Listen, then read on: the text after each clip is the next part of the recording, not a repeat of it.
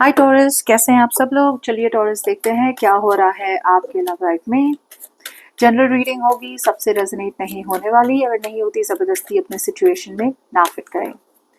Let's see taurus क्या हो रहा है आने वाले दिनों में।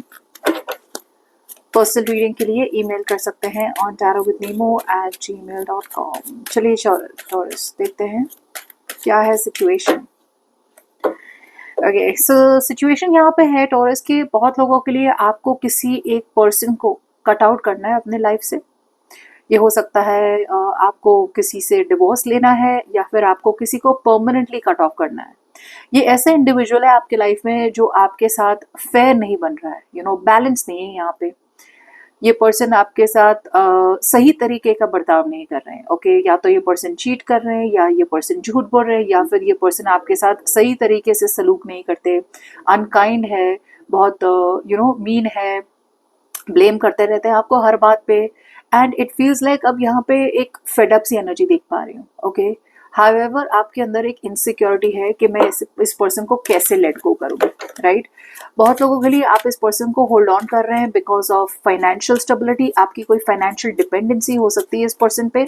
ओके, या फिर कुछ लोगों के लिए आपकी खुद की इनसिक्योरिटीज है जहाँ पे आपको लग रहा है अगर मैंने इस पर्सन को लेट गो कर लिया तो मेरा आगे क्या होगा, राइट। सो आपके अंदर एक पोजेशन वाली एनर्जी है जहाँ पे आप बहुत ज्यादा जैसे बोलते हैं ना, टाइट पकड़ के आपने रखा है इस पर्सन को। जितना भी बुरा सलूक ये पर्सन आपके साथ करे ना, पर लेकिन फिर भी आपका एक एटीट्यूड है कि अगर इस पर्सन को लेट गो कर दिया तो क्या होगा। okay?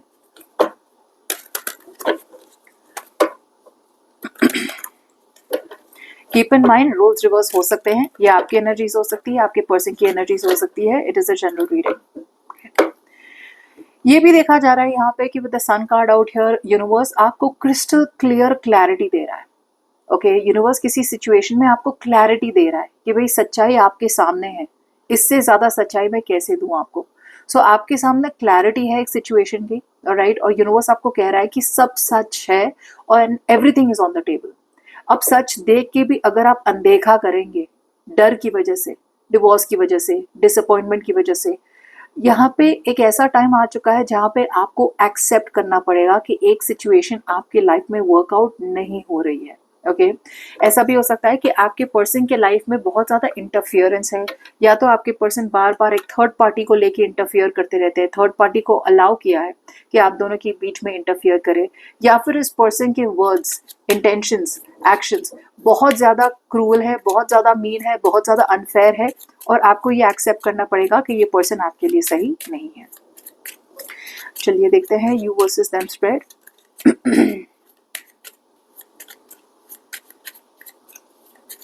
Okay, mind, feelings, intentions.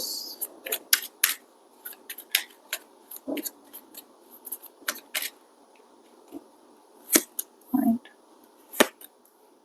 feelings, intentions. Alright. So यहाँ पे अगर देखा जाए तो मुझे ऐसा लग रहा है कि आपके पर्सन है ना, फीलिंग्स में तो ये पर्सन काफी श्योर है। इस पर्सन को समझ में आ रहा है इनकी फीलिंग्स में कि उन्हें आपकी तरफ आना है और उन्हें आपकी तरफ सही तरीके से आना है। इनकी लाइफ में अगर कोई डिसअपॉइंटमेंट रही है, राइट, तो इन्हें डिसअपॉइंटमेंट से निकलना है। मुझे ऐसा लग रहा है कि हार्ट उनका पूरी तरह से उन्हें सपोर्ट कर रहा है, दिल उनका सपोर्ट कर रहा है टॉरस, कि वो आपकी तरफ आए। इनके पास बहुत कुछ है कहने को, उनके माइंड पे है कि मैं एक्शन लूं, मैं ये बताऊं, मैं ये कहूं, ये कुछ कहना चाहते हैं आपसे, लेकिन हर बार सोचते हैं कि डर कहीं ना कहीं इनको रोक देता है आपसे बात करने के लिए। सो यहाँ पे डेफिनेटली एक स्ट्रॉन्ग एनर्जी है जहाँ पे मैं बोलना तो बहुत ज़्यादा चाहता हूँ, मैं कहना तो बहुत ज़्यादा चाहती हूँ, मगर मैं बोल नहीं पा रहा हूँ, मैं कह नहीं पा रहा हूँ। क्यों? क्योंकि मुझे डर है, या फिर अभी के लिए ये एक्सपेक्ट करते हैं कि भाई गो विद द फ्लो, जैसे है वैसे गो विद द फ्लो। मुझे ऐसा भी लग रहा है ये ऐसे पर्सन है ना जो डेलिबरेटली अटैक करते हैं आपको, एक लड़ाई करते हैं, एक फाइट करते हैं, और this is all happening because of एक ईगोटिज्म है। ये पर्सन का ईगो इतना स्ट्रांग है कि सच्चाई देख के भी वो अनदेखा करना चाहते हैं, वो रियलिटी को एक्सेप्ट नहीं कर पा रहे। ओके, ये पर्सन रियलिटी को एक्सेप्ट नहीं कर पा रहे कि उन्हें आपकी तरफ आना है। अब तक उनका ईगो कह रहा था कि उन्हें आपकी जरूरत नहीं है। अब इस पर्सन को समझ में आ रहा है कि उन्हें उनके पास और कोई चारा नहीं है, आपके पास ही आना है, because you are the right one. अब इंटेंशंस की बात करें तो ये पर्सन की इंटेंशंस है कि ये अभी भी किसी दूसरे सिचुएशन में या दूसरे पर्सन में या फाइनेंस में या करियर में या कोई तो ऐसी चीज में इतना ज्यादा इन्वेस्टेड है, इतना ज्यादा फोकस्ड है कि वो अपने आप के बारे में भूल रहे हैं। होता है ना कभी कभी कि अगर आप अपने आप को प्रायोरिटी नहीं देंगे तो वो आपको कभी प्रायोरिटी नहीं दे पाएंगे, राइट? सो यहाँ पे सिचुएशन और यूनिवर्स उन्हें यही कह रहा है कि आप अपने आप को प्रायोरिटी दीजिए। जब वो अपने आप को प्रायोरिटी देंगे, अपने इमोशनल और स्पिरिचुअल लेवल पे प्रायोरिटी देंगे, पैसों को साइड में रखेंगे, करियर को साइड में रखेंगे, गोल्स को साइड में रखेंगे, या फिर ऐसे पर्सन या सिचुएशन की तरफ ये अभी भी इन्वेस्टेड है जहां पे इन्हें वापस कुछ नहीं मिल रहा है, बट इन्हें लगता है ये एक ड्यूटी है। फॉर एग्जाम्पल अगर फैमिली भी हो गई तो इन्हें लग रहा है कि ये मेरी ड्यूटी है कि मैं अपनी फैमिली को दिए जाऊं दिए जाऊं दिए जाऊं दिए जाऊं दिए जाऊं to a point of exhaustion. ये एग्जॉस्टेड हो चुके हैं, लेकिन फिर भी जैसे मैंने कहा कहीं ना कहीं ये कन्विंस्ड है कि वो गलत नहीं कर रहे हैं। सो ये बार बार जान के भी अनजान बन रहे हैं, बट दिल उनका पूरी तरह कन्विंस्ड है कि वो जो भी कर रहे हैं वो गलत है और आपके पास आना है। अब आपकी एनर्जीज देखी जाए तो मुझे लग रहा है टॉरस कि आपकी फीलिंग्स में आपका माइंड यहाँ पे है कि आपके पास एक नई शुरुआत है, आपके पास मौका है कि आप एक नई शुरुआत कर सकते हैं।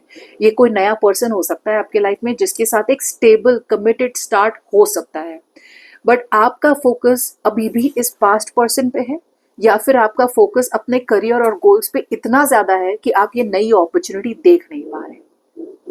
फीलिंग्स की बात करें तो यहाँ पे यूनिवर्स आपको एक ऐसा बंदा या बंदी भेज रहा है जहाँ पे आपको रिस्पॉन्सिबल होना है, जहाँ पे आपको कमिटेड होना है, जहाँ पे एक सिचुएशन अगर हाथ में आई तो उस सिचुएशन को एंड तक ले जाना है।